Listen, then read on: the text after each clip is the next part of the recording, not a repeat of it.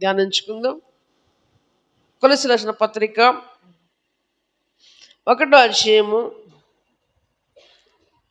13వ వచనం నుంచి కొన్ని మాటలు ధ్యానం చేసుకుందాం. ఆయన మనలను అంధకార సంబంధమైన అధికారములో నుండి విడుదల చేసి తాను ప్రేమించిన తన కుమారుని యొక్క రాజ్య వారసులనుగాను చేసెను. దేవునికి స్తోత్రం. ఇప్పుడు మనము ఎవరి వారసులము? దేవుని వారసులము. దేవునికి స్తోత్రం. దేవుని వారసులం, ఆయన పిల్లలం. కాబట్టి మన తల్లిదండ్రుల మీద ఆయన వారి గర్భవాసమును పుట్టినటువంటి మనకు ఎంత హక్కు ఉంటుందో, దేవుని మీద కూడా కొట్లాడి ప్రార్థించి అడుక్కుండే హక్కు అంత ఉంటుంది. దేవునికి స్తోత్రం. ఎందుకు చెప్తున్నానంటే ప్రియులారా, యాకోబు మోసగాడే. ఎవరండి యాకోబు? మోసగాడే. తన అన్నను మోసం చేశాడు, తన తండ్రి దగ్గర కూడా మోసం చేసి తన ఇంటి నుంచి పారిపోయాడు. కానీ దేవుడు అతనికి తోడై ఉన్నాడు. దేవునికి స్తోత్రం. దేవుడు అతనికి తోడై ఉన్నాడు. మోసగాడైనప్పటికీ తోడై ఉన్నాడు. ఇప్పుడు ఒకప్పుడు మోసగాళ్ళవే మనము గుట్ట. ఇప్పుడు సమాజంలో ఉన్నవారు కూడా మోసగాళ్ళే. తోడై ఉంటాడు. దేవునికి స్తోత్రం. మరి ఎందుకు తోడై ఉంటాడంటే యాకోబు దేవునికి అవసరము. దేవునికి స్తోత్రం. యాకోబు ఎవరికి అవసరం అండి? దేవునికి అవసరం. ఎందుకంటే యాకోబు నుండే 12 గోత్రాలు రావాలి. దేవునికి స్తోత్రం. ఎవరి నుంచి రావాలి? యాకోబు నుంచే 12 గోత్రాలు రావాలి. దేవునికి స్తోత్రం. అయితే యాకోబు తన మామ ఇంట పలు విధములుగా ఇబ్బంది పడ్డప్పటికీ దేవుడు విస్తరింపజేశాడు. తిరిగి వచ్చేటప్పుడు తన అన్న ఎదురవుతున్న తరుణములో యాకోబు ఒక్కడు రాత్రి కాల సమయంలో దేవుని సన్నిధిలో ప్రార్థన చేస్తూ ఉన్నాడు. దేవునికి స్తోత్రం. చేసినప్పుడు దేవుడు ప్రత్యక్షమయ్యాడు. దేవుడు ప్రత్యక్షమైనప్పుడు యాకోబు ఏం చేశాడు? గట్టిగా పట్టుకున్నాడు. గట్టిగా పట్టుకొని, నీవు నన్ను దీవిస్తేనే తప్ప, నీవు నన్ను ఆశీర్వదిస్తేనే తప్ప నిన్ను నేను వదిలిపెట్టనని చెప్పాడు. దేవునికి స్తోత్రం. ఒక వాక్యంలో ఉండేది, ఒక నరుడు తెల్లారే వరకు దేవునితో పెనుగులాడినను ఉంటుంది. దేవునికి స్తోత్రం. ప్రియమైన వాళ్ళరా, అప్పుడు అన్నాడు దేవుడు, నువ్వు మనుషులతో పోరాడి గెలుస్తావి, దేవునితో కూడా పోరాడి గెలుస్తావి. ఇక నీ పేరు యాకోబు కాదు, ఇజ్రాయేల్ అన్నాడు. దేవునికి స్తోత్రం. ఇజ్రాయేల్ అంటే పిల్లరా ఆశీర్వదింపబడినటువంటి వ్యక్తి. దేవునికి స్తోత్రం. కాబట్టి మనమును దేవుని సన్నిధములో పోరాడి దేవుని దీవెనలు ఆశీర్వాదాలు పొందుకునేటువంటి వారసులము. దేవునికి స్తోత్రం. మనల్ని మనం ఎక్కడి నుంచి విడుదల చేసి ఉన్నాడు? అంధకార సంబంధమైన అధికారములో నుండి దేవుడు ఏం చేశాడు? విడుదల చేశాడు. దేవునికి స్తోత్రం. మునుపు ప్రభువుని ఎరగక ముందు మనం ఎక్కడ ఉన్నాం? అంధకార సంబంధమైన వాని అధికారములో మనం ఉన్నాం. చెప్పాలంటే ఒక పసిబిడ్డడు బురద పూసుకున్న తర్వాతకి తల్లి తీసుకొచ్చి స్నానం చేపించి మంచి శుభ్రపట్లు వేసి రీతిలో దేవుడు మనల్ని, పాపభరితమైన మనల్ని తన ఆయాచితమైన ప్రేమ చేత ఉచిత కృపకు మనల్ని పాత్రగా చేసి ఆయన కల్వరసులో చిందించిన రక్తము చేత మనల్ని పవిత్రపరిచాడు. దేవునికి స్తోత్రం. ఏం చేశాడు? మనల్ని పవిత్రపరిచి ఏం చేశాడు? ఆయన కుమారునికి రాజ్య వాసులుగా చేశాడు. దేవునికి స్తోత్రం. ఆ కుమారుని యందు మనకు విమోచనము అనగా పాప క్షమాపణ కలుగుచున్నది. దేవునికి స్తోత్రం. ఎవరి ద్వారా పాపక్షమాపణ కలుగుతుంది? కుమారుని ద్వారా పాపక్షమాపణ కలుగుతుంది. ఎందుకంటే యెషయా గ్రంథములు అంటుంది, మనకు కుమారుడు అనుగ్రహించబడుతున్నాడు, ఆయన భుజముల మీద రాజ్యభారం ఉంది. ఎవరి కుమారుడు? ఎవరి కుమారుడు? దేవుడే కుమారుడుగా వచ్చాడు. దేవునికి స్తోత్రం. ఆయన మీద ఏముంది? రాజ్యభారం ఉంది. కనుకనే ఇప్పుడు మన ఇంటి బాధ్యత అంతా ఎవరు తీసుకోవాలి? కుటుంబంలో ఒక యజమానుడు ఉన్నాడు, ఎవరు తీసుకోవాలి బాధ్యత అంతా? ఆ ఇంటి పెద్ద చేతుల్లోనే ఉంటుంది. దేవునికి స్తోత్రం. అందరి చేతులకు పెత్తనం వెళ్ళిపోతే ఇల్లంతా గల్ల అయిపోతుంది. ఒక్కరి చేతిలోనే ఉండాలి పెత్తనం కదా. అలాగనే పిల్లరా, కుమారుని రాజ్యముకు మనకి ఏం చేశాడైనా వారసులుగా చేసి మనల్ని ఏం చేశాడు? మనకు పాప క్షమాపణ కలుగుతుంది. మొదటి యోహాను పత్రిక అంటాడు, యేసు రక్తము ప్రతి పాపము నుండి మనల్ని పవిత్రులుగా చేశాను. దేవునికి స్తోత్రం. మనం పవిత్రులమా అపవిత్రులమా చెప్పాలా? హల్లెలూయా. నేను పవిత్రులను చెల్లబట్టండి, భయపడొద్దు. నేను ఎవరిని కొట్టను తిట్టనని చెప్పాను. హల్లెలూయా. నేను చెప్పిందినండి. మనకు క్లారిటీ రాకపోతే, మనకే క్లారిటీ రాకపోతే ఎట్లా తెలుస్తా చెప్పండి? తెలుస్తుందా? మనకే ఒక క్లారిటీ రావాలి. అంటే నువ్వు చేయలేకపోతుందంటే నీలో సందేహం ఉంది.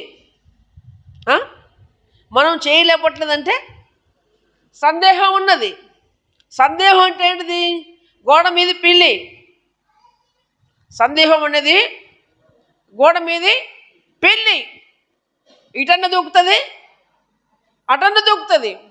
ప్రభు అన్నాడు, నువ్వు ఉంటే చల్లగానన్నా ఉండు, లేకపోతే వెచ్చగానన్నా ఉండవు అన్నాడు. అయితే మనం ఎక్కడ ఉంటున్నాం? నిలువెచ్చని స్థితి కాడ ఆగుతున్నాం. హల్లెలూయా. అయితే ప్రియరా, నేను అంటున్నావు, ఇంట యేసు గుంపులోనే ఉండాలి, లేకపోతే లోకముల గుంపులోనే ఉండాలి. ప్రియమైనటువంటి వాళ్ళరా, దేవునికి స్తోత్రం. కాబట్టి యేసు రక్తం మనల్ని ఏం చేసిందయ్యా అంటే పవిత్రులుగా చేసింది. దేవునికి స్తోత్రం. అసలు పవిత్రులుగా చేయవలసిన అవసరం ఏంటంటే మనమందరం పాపం చేసిన వారమే. దేవునికి స్తోత్రం. ఒకరు అనుకోవచ్చు, ఏం పాపం చేశాను? నేను ఏ పాపం చేయలేదు, నా చిన్నప్పటి నుంచి నేను ఎక్కడ పాపం చేయలేదని కొందరు అనుకుంటుంటారు. చేయకపోయినా మన బ్లడ్లోనే పాపం ఉంది. దేవునికి స్తోత్రం. ఈ బ్లడ్ ఎక్కడి నుంచి వస్తుంది? ఈ బ్లడ్ ఎక్కడి నుంచి వస్తుందండి? ఈ బ్లడ్ ఎక్కడి నుంచి వస్తుంది? ఆదాము దగ్గర నుంచి వస్తుంది. ఇదంతా ఎక్కడి నుంచి వస్తుంది? ఆదాములో ఏమొచ్చింది? ప్రాణం వచ్చినప్పుడు ఏమొచ్చింది? ప్రాణం అంటే ఏంటిది?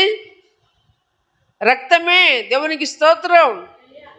పాపము చేయని వారి మీద కూడా ఈ పాపము ఉన్నది. ఆ పాపమును కడుక్కోవాలంటే యేసు రక్తము అవసరము. క్రీస్తునందు ప్రియమైన వల్ల ఇక్కడ చూడండి 15వ వచనములో, ఆయన అదృశ్య దేవుని స్వరూపి అయి సరస్వతికి ఆది సంభూతుడై ఉన్నాడు. దేవునికి స్తోత్రం. ఈయన ఎవరట? అదృశ్య దేవుని స్వరూపి అయి. ఎవరైనా మరి? కనబడే దేవుడా, కనబడని దేవుడా? చెప్పండి. కనపడే దేవుడా, కనబడని దేవుడా? కనబడే దేవుడు నువ్వు చెల్లబెట్టండి. అయ్యో, నేను ఇప్పటిదాకా చెప్తున్నా, సందేహం ఉండొద్దు, సందేహం తీర్చుకోవాలి. ఇది చర్చ్ అంటేనే సత్యాసత్యాలు తెలుసుకోవడమే చర్చ్. ఇది సత్య అసత్యాలు, మంచి చెడు తెలుసుకోవటమే చర్చి. అందుకని ఇక్కడ వాక్యం బోధిస్తూ ఉంటారు. కాబట్టి ప్రియమైన వల్లరా, ఆయన అదృశ్య స్వరూపి అయినటువంటి దేవుడు. దేవునికి స్తోత్రం. ఏ దేవుడు ఆయన? అదృశ్య స్వరూపి. ఆయన కనబడినటువంటి దేవుడు. దేవునికి స్తోత్రం. ఏ దేవుడు? కనబడినటువంటి దేవుడు. కానీ కార్యాలు చేస్తాడు. చప్పట్లు కొట్టి దేవుని నామాన్ని మహిమపరుద్దాం కదా. కనబడినటువంటి దేవుడే కానీ కార్యాలు చేస్తాడు. కరెంటు తీగలో మనకు బుగ్గ ఎలుతురవు పడదు, కానీ నిప్పు పడదు, కానీ పట్టుకుంటే చంపేస్తుంది. ఎసర్నో అవును ప్రియరా, దేవుణ్ణి చూసినటువంటి ఏ నరుడు బ్రతికుడు అని వాక్యం ఉంది. దేవునికి స్తోత్రం. మరి ఎట్లా అంటే కొంతమంది సేవకులను చూపెడతా ఉంటాడు, దర్శనాల ద్వారా, కళల ద్వారా, స్వప్నాల ద్వారా. కొంతమంది ప్రవక్తలను చూపెడతా ఉంటాడు. అంతే తప్ప డైరెక్ట్ యేసు ప్రభు మాత్రం ఎవరికి కనుపరుచుకోడు. తనతో ముఖాముఖిగా మాట్లాడినటువంటి మోషే, అయ్యా నిన్ను చూడటానికి నాకు సమయం ఇవ్వవా, నిన్ను చూడటానికి నాకు ఛాన్స్ ఇవ్వవా అంటే, మోషే నువ్వు నన్ను చూడలేవు, చూస్తే నువ్వు బతకలేవు బిడ్డ అని ఏం చేశాడు, దేవుడు తన చెయ్యి మోషేకి అడ్డం పెట్టి కొండ నుంచి దాటిపోయాడు. దేవునికి స్తోత్రం. చెయ్యి అడ్డం పెట్టినప్పటికీ మోషే ప్రభు వెనక తట్టు చూసినప్పుడే మోషే ఏమైపోయాడు, ఏమయ్యాడండి, పడిపోయాడు. దేవునికి స్తోత్రం. కనుక ఈయన అదృశ్య స్వరూపమైనటువంటి దేవుడు సర్వసృష్టికైన ఆది సంభూతుడై ఉన్నాడు. ఎలేనగా ఆకాశమందున్నవి భూమి అందున్నయు దృశ్యమైనవి గాని అదృశ్యమైనవి గాని అవి సింహాసనములైనను ప్రభుత్వములైనను ప్రధానులైనను అధికారులైనను సర్వమును ఆయన యందు సృజింపబడెను. దేవునికి స్తోత్రం. ఏమోట ఏలేనగా ఆకాశమందున్నవి కూడా భూమి అందున్నవి కూడా అవి దృశ్యమైనవి అంటే కనబడటి అయినా కనబడని అయినా, అవి సింహాసనములైన ప్రభుత్వములైన ప్రధానులైన అధికారములైనను సర్వము ఆయన యందు సృజింపబడను. దేవునికి స్తోత్రం. ఈ సృష్టిలో మనము చూస్తున్న ప్రతిది కూడా ప్రియమైన వాళ్ళరా ఆయన లేకుండా ఏది కలగలేదు. దేవునికి స్తోత్రం. ప్రభుత్వాలను కూడా ఈ పరిశుద్ధ గ్రంథమే లో ప్రభుత్వం గురించి రాయబడిన. దేవునికి స్తోత్రం. ప్రియమైనటువంటి వాళ్ళరా ఇక్కడ చూసినట్లయితే, ఇంకా కింద వచనం చూసినట్లయితే దేవునికి సెలవిస్తుంది, ఆయన అన్నింటికంటే ముందుగా ఉన్నవాడు, ఆయనే సమస్తమునకు ఆధారభూతుడు. దేవునికి స్తోత్రం. ఎన్నింటికంటే ముందుగా ఉన్నాడు ఈయన? అన్నిటికంటే ముందుగా ఉన్నవాడు. అన్నిటికంటే ముందుగా ఉన్నవాడంటే మనకి ఎక్కడ దొరుకుతాడు ఈయన? మరి యోహాను సువార్త 1వ అధ్యాయము 1-2 వచనం చూసినట్లయితే ఏముంటుంది అక్కడ? దేవుని వాక్యము, ఆది యందు వాక్యం ఉండెను. ఎక్కడుందట? ఆది యందు ఏముందట? వాక్యం ఉంది. వాక్యము దేవుని యొద్ద ఉండెను. వాక్యమే దేవుడై ఉన్నాడు. ఆయన ఆది యందు దేవుని యొద్ద ఉన్నాడు. సమస్తమును ఆయన మూలముగా కలిగి ఉన్నావు. దేవునికి స్తోత్రం. ప్రియమైన వాళ్ళరా, ఈయన వాక్యమైనటువంటి దేవుడు.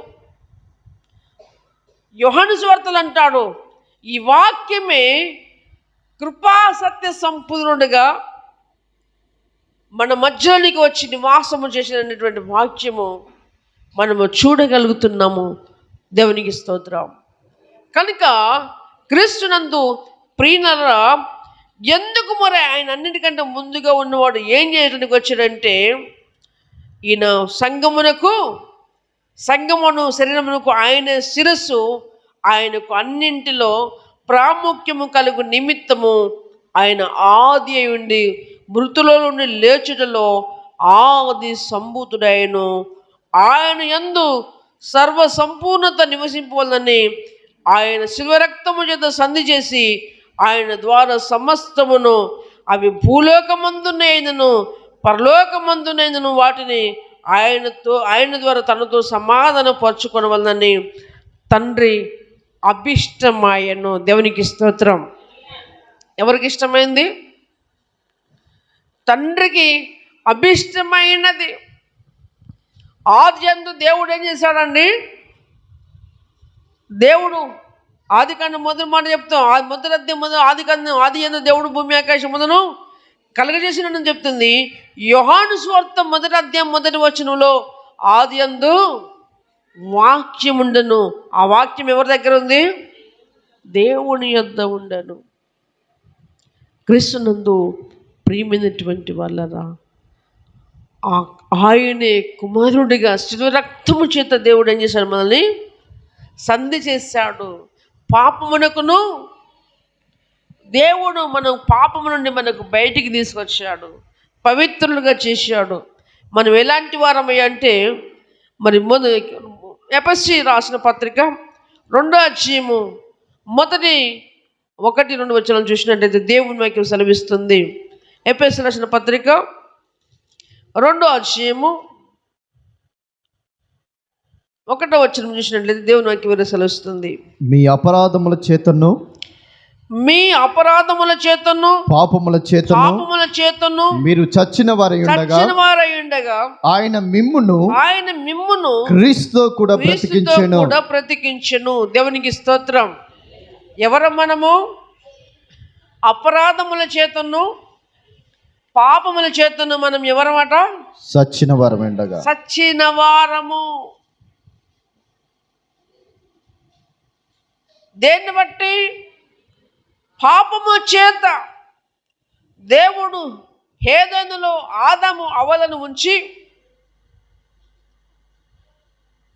వారికి పుట్టరక్షణ ఇచ్చి చుట్టూ కంచె వేసి, ఈ తోటలో ఉన్న పనులన్నీ మీరు నిరభ్యంతరంగా తినవచ్చును, కానీ ఆ చెట్టు ఫలములు, మంచి చెడుల తెలుపునిచ్చేటువంటి చెట్టు ఫలములు తినొద్దు, ఇదిగో నిత్య జీవం ఇచ్చేటువంటి వృక్ష ఫలము మీరు తినొద్దు, తింటే చచ్చిపోతారని దేవుడు చెప్పాడు. కానీ సాతానుడు అవ్వమ్మను మోసం చేసి ఈ పాపమును భూమి మీదకి వచ్చింది. క్రీస్తునందు ప్రియరా, ఎక్కడొచ్చింది? అపరాధముల చేతను. ఏం చేశారు వీళ్ళు? అపరాధం చేశారు. ఎవరు? మొదటి మనుషులు అపరాధం చేశారు. ఏం చేశారు? పాపము చేశారు. అయితే ప్రియరా, మరి ఎట్లయ్యా మనం బ్రతికే ఉన్నాం కదంటే, ఆనాడు కూడా ఆదామవ్వలు కూడా చచ్చిపోలేదండి. దేవుడు చచ్చిపోతారని చెప్పింది కానీ చచ్చిపోలేదండి, బ్రతికే ఉన్నారు. కానీ వారు ఏదోను తోట నుంచి బయటికి గెంటి వేయబడ్డారు. గెంటి వేయబడ్డ తర్వాతకి ఏదోను తోటలో ఉన్నటువంటి వృక్ష ఫలములు తినడానికి వారికి అర్హత కొట్టివేయబడింది. అలాగనే దేవుడితో సాహసము వారికి ఏమైపోయింది? దూరమైపోయింది. మళ్ళా వారు లోపల రాకుండా కూడా కంచె వేశాడు. దేవునికి స్తోత్రం. ప్రియమైనటువంటి వాళ్ళరా, ఏమైపోయారంటే, నరుడు ఆనాడు ఆదామవ్వలు ఆత్మీయంగా చచ్చిపోయారు. హల్లెలూయా. ఏ విధంగా చచ్చిపోయారు? ఆత్మీయంగా చచ్చిపోయారు. వాళ్ళు ముందు ఎలా ఉన్నారంటే మహిమ శరీరముతో ఉన్నారు. ఏ శరీరంతో ఉన్నారు? మహిమ శరీరం. వారికి బట్టలు లేవు యాక్చువల్గా, కానీ బట్టలు లేవు కానీ వారు సిగ్గు నెరగని వారై ఉన్నారు. అంటే మహిమ శరీరములతో ఉన్నారు.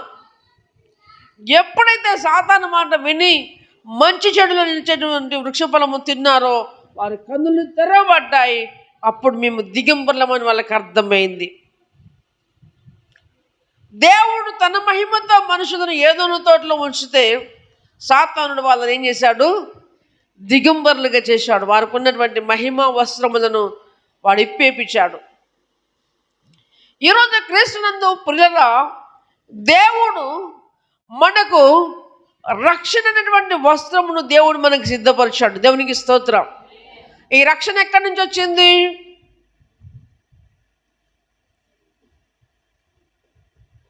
తండ్రి యొక్కయు కుమారుని యొక్కయు పరిశుద్ధాత్మ యొక్క నామములు మనం ఏం తీసుకున్నాము?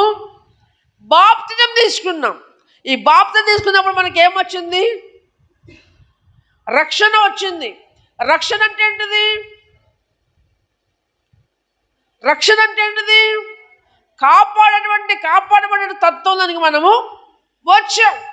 ఆనాడు ఏదోను తోటలో కూడా ఆదమములకు కంచె ఉంది, రక్షణ ఉన్నది, కానీ పాపం చేశారు. ఈరోజు మనమును కూడా పిల్లరా రక్షణ పొందినప్పటికీ పాపమును చేస్తూనే ఉన్నాం.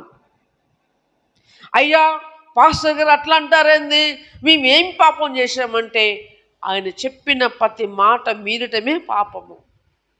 ఆనాడు అవ్వమ్మ కూడా చేసింది అదే. ఆయన మాట మీరింది కాబట్టే తినగలిగింది. ఆయన మాట మీరకపోతే, ఈరోజు యజమానుడు అంటాడండి భార్యను పట్టుకొని, నా మాట అంటే నా మాట మీద నిలవబడవా నువ్వు? నా మాట అంటే నీకు గౌరవం లేదా? నా మాట నువ్వు తీసేస్తావా? నీ ఇష్టమైన అంత అంటాడండి భర్త. ఎసర్నో కదా? ఒక స్త్రీకి భర్త మీద అంత అథారిటీ ఉన్నప్పుడు, సృష్టికర్తకు భూమి మీద మనుషులు తన పోలికలు ఆయన చేసుకున్నాడు కాబట్టి ఆయనకి ఎంత అథారిటీ ఉంటుందో ఒకసారి ఆలోచన చేయాలి. అపరాధముల చేతను పాపముల చేతను చచ్చినటువంటి మనల్ని ఏం చేశాడు దేవుడు? క్రీస్తుతో కూడా బ్రతికించాను. బ్రతికించినప్పటికీ ఏం చేస్తున్నామట? మీరు వాటిని చేయించు వాయుమండల సంబంధమైన అధిపతిని అనగా అవిధేయులైన వారిని ఇప్పుడు ప్రేరేపించే శక్తికి అధిపతిని అనుసరించి ఈ ప్రపంచ ధర్మము చొప్పున మునుపు నడుచుకుంటేమి. ఈ ప్రపంచ ధర్మము చొప్పున ఇదివరకు నడుచుకున్నాం, కానీ ఈ ప్రపంచ ధర్మము చొప్పున ఇప్పుడు మనం నడుచుకోవడానికి వీలు లేదు. వై? ఎందుకు లేదా అంటే మనం ఒక నిబంధనలోనికి వచ్చాం, ఒక ఒడంబడికలోనికి వచ్చాం, ఒక సంఘములో మనము చేరి ఉన్నాము. దేవునికి స్తోత్రం. కాబట్టి ఈ ప్రపంచ ధర్మము చొప్పున మనము చేయటానికి మనకు వీల్లేదు. కానీ అది ఏమంటుంది కింద? వారితో కలిసి మనమందరము శరీరము యొక్కయు మనసు యొక్కయు కోరికలను నెరవేర్చుకొనుచు మన శరీరాశలను అనుసరించి మునుపు ప్రవర్తించుచు కడమ వారి వలె స్వభావ సిద్ధముగా దైవోగ్రతకు పాత్రులమై ఉంటిమి. దేవునికి స్తోత్రం. పాపం చేసిన మందుల వలన దైవ ఉగ్రతకు, దేవుని ఉగ్రతకు మనము పాత్రలమై ఉంటిని. కానీ ఇక్కడ చెప్తున్నాడు, కరుణా సంపన్నుడైన దేవుడు కొలసీలు చూసినట్లయితే 19వ వచనంలో ఆయన యందు సర్వసంపూర్ణ నివసింపాలని ఆయన శిల్వ రక్తము చేత సంధి చేసి ఆయన ద్వారా సమాధానము సమస్తమును అవి భూలోకమందైనను పరలోకమందైనను అన్నిటిని ఆయన ద్వారా తనతో సమాధాన పరచుకోవడం వల్ల తండ్రికి అభిష్టమైన. దేవునికి స్తోత్రం. మునుపు ఈ ప్రపంచ ధర్మం చెప్పున మన మనసు యొక్క కోరిక నెరవేర్చుకున్నాం, మన శరీరం యొక్క కోరిక కూడా నెరవేర్చుకున్నాం. సరే, ఇప్పుడు రక్షణలోనికి వచ్చినటువంటి మనము, రక్షణ పొందినటువంటి మనము, అంధకార సంబంధమైన అధికారంలో నుండి విడుదల పొందినటువంటి మనము, పాపముల నుంచి విడుదల పొందిన మనము, ఈరోజు ప్రియమైనటువంటి దేవుని సంగమా, మన మనసు యొక్కయు శరీరం యొక్కయు కోరికలు నెరవేర్చుకుంటున్నామా, నెరవేర్చుకుంటలేమా? మనం అనుకున్నదే చేస్తున్నామా, దేవుడు అనుకున్నది చేస్తున్నాం? మనం చెప్పాలా? హల్లెలూయా. నిద్రపోతున్న దగ్గర చప్పట్లు కొట్టండి. మనం అనుకున్నది చేస్తున్నామా, దేవుడు చెప్పింది చేస్తున్నామా?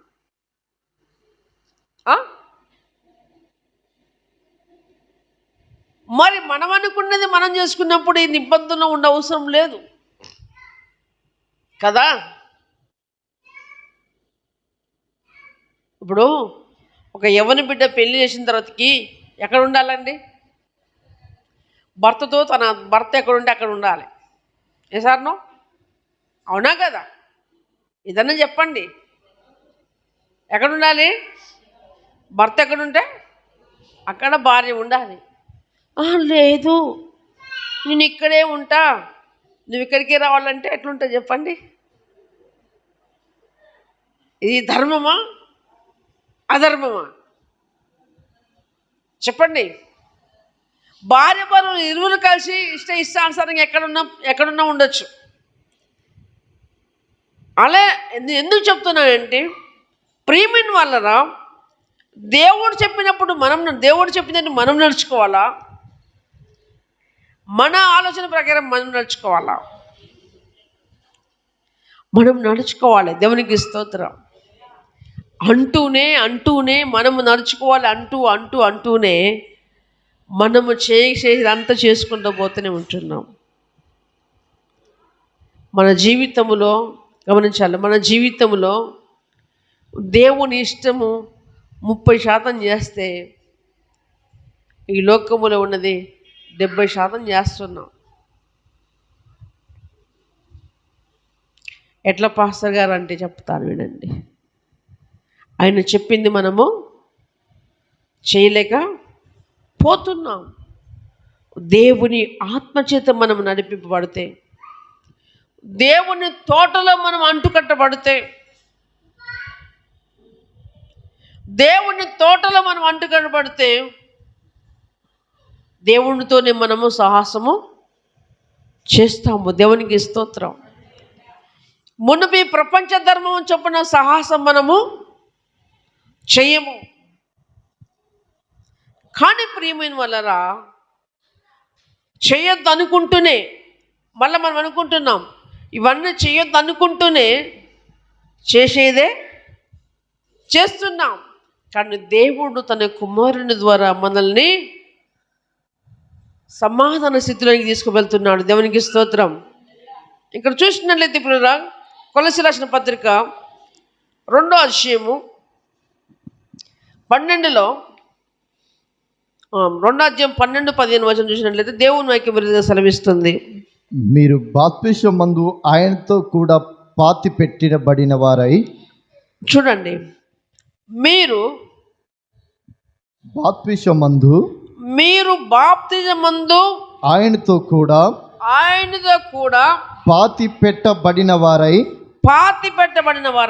ఆయనను మృతులలో నుండి లేపిన దేవుని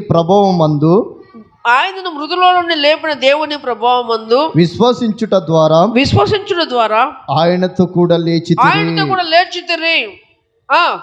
మరియు అపరాధము వలనను శరీరమందు సున్నతి పొందక ఉండుట వలనను మీరు మృతులై ఉండగా దేవుడు రాతపూర్వకమైన ఆజ్ఞల వలన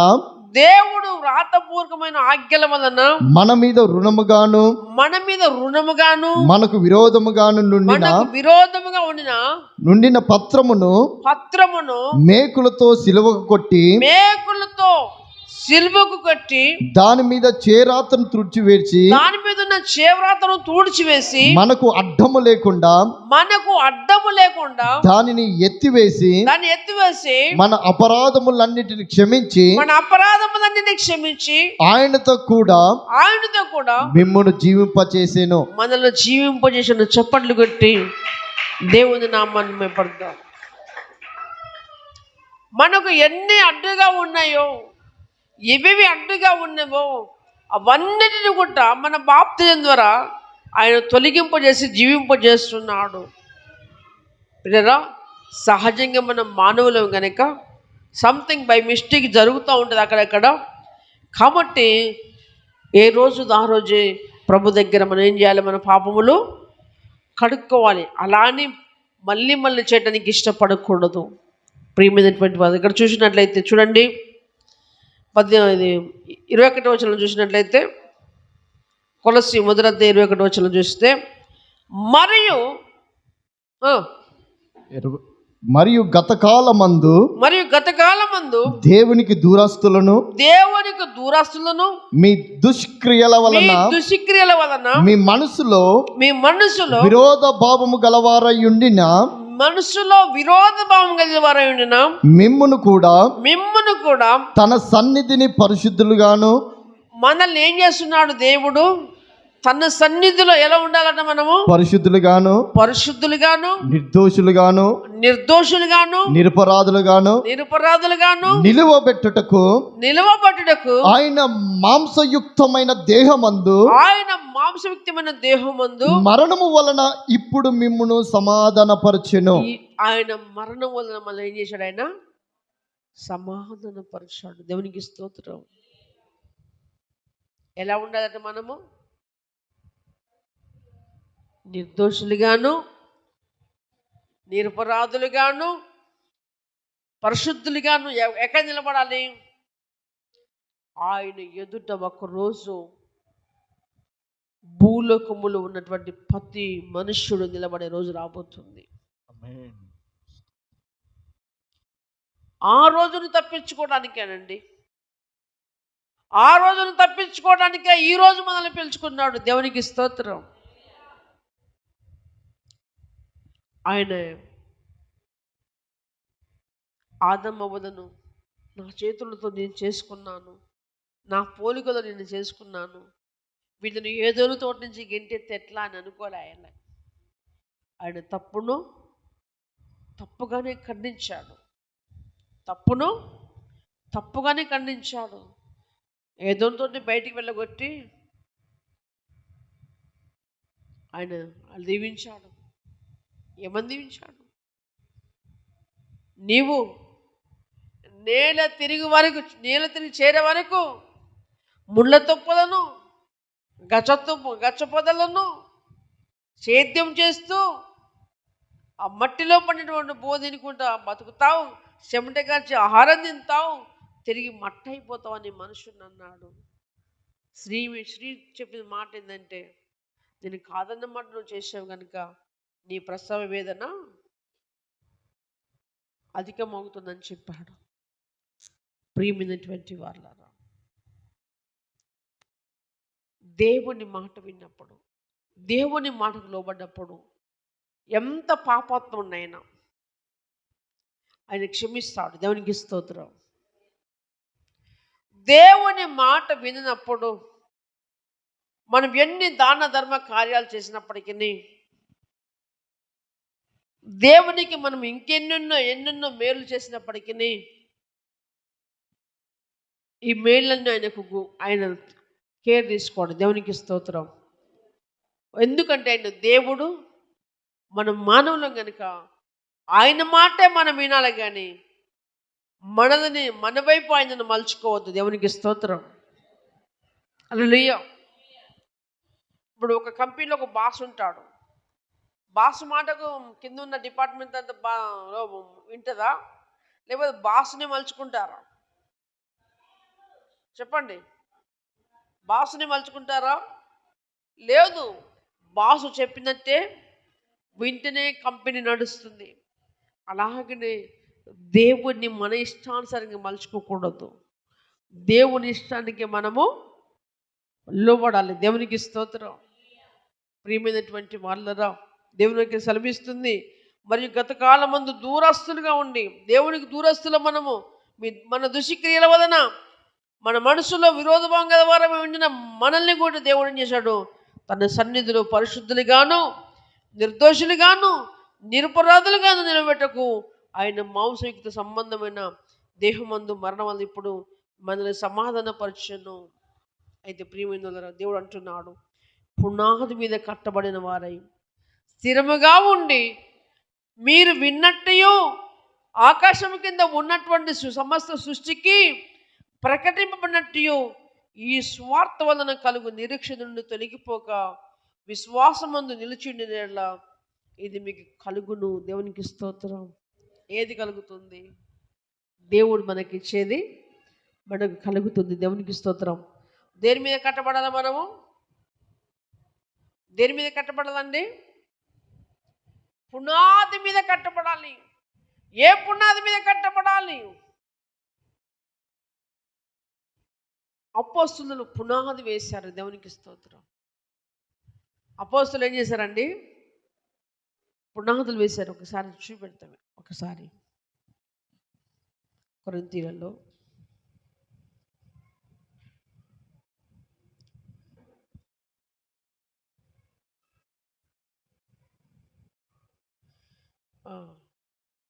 మొదటి కొరింథీ 3:10.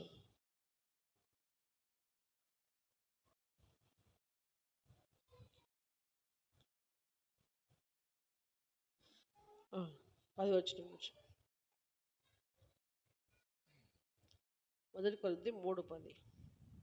దేవుడు నాకు అనుగ్రహించిన కృప చొప్పున నేను నేర్పరి అయిన శిల్పకారుని వలె పునాది వేసి తిని, మరి ఒకడు దాని మీద కట్టుచున్నాడు. ప్రతివాడు దాని మీద ఎలాగూ కట్టుచున్నాడో జాగ్రత్తగా చూచుకొనవలెను. వేయబడినది తప్ప మరి ఒక పునాది ఎవడును వేయనేరడు. ఈ పునాది యేసుక్రీస్తే. ఈ పునాది యేసుక్రీస్తే. యేసుక్రీస్తే. ప్రతి ఇంటికి ఒకటి ఉంటుంది. ఇల్లు కట్టేటప్పుడు ఏం వేస్తారండి? మూదరాయి వేస్తారు. మూదరాయి. ఈ మూదరాయి ఎవరు అనుకున్నారు? క్రీస్తే. దేవునికి స్తోత్రం. ఈ పునాది యేసుక్రీస్తే. ఎవడైనా మీద బంగారము ఎలా కట్టుకోదట? బంగారము, వెండి వెలగల రాళ్ళు, కర్ర గడ్డి కొయ్యకాలు మొదలైన వాటితో కట్టిన ఎడల వాని పని కనబడును. ఆ దినము దాన్ని తేటపరచును. అది అగ్ని చేత బయలుపరచబడును. మరియు వాని పని ఎట్టిదో దానిని అగ్నియే పరీక్షించును. హల్లెలూయా. పని అంటే మన భక్తి, మన విశ్వాసం. ఏమన్నాడు ఫస్ట్?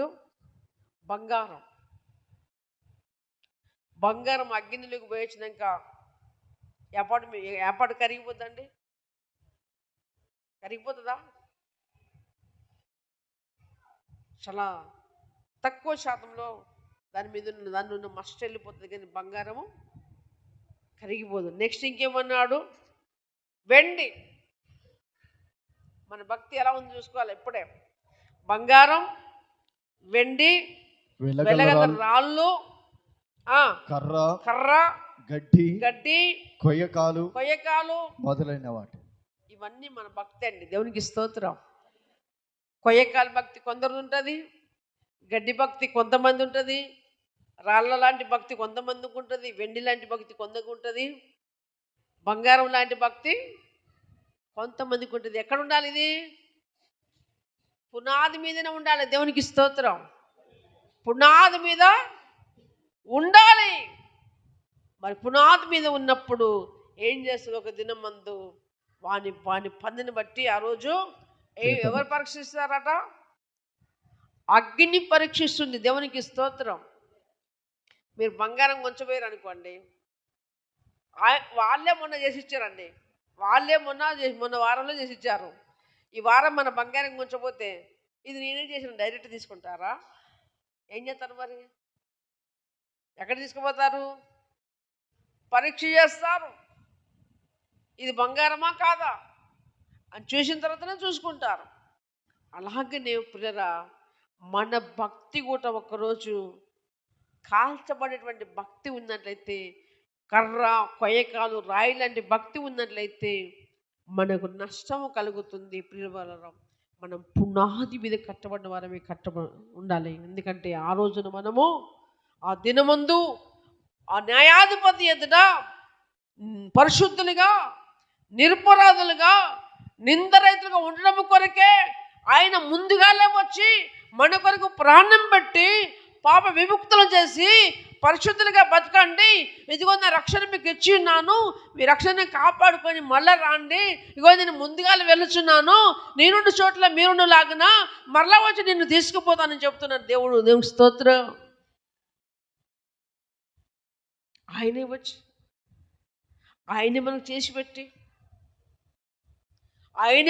పెట్టి మళ్ళా మనకంటే ముందుగా ఆయనే వెళ్ళి మనకు కావాల్సిందని సిద్ధపరిచి మళ్ళా వచ్చి మళ్ళా ఆయన మనల్ని ఏం చేస్తాడు?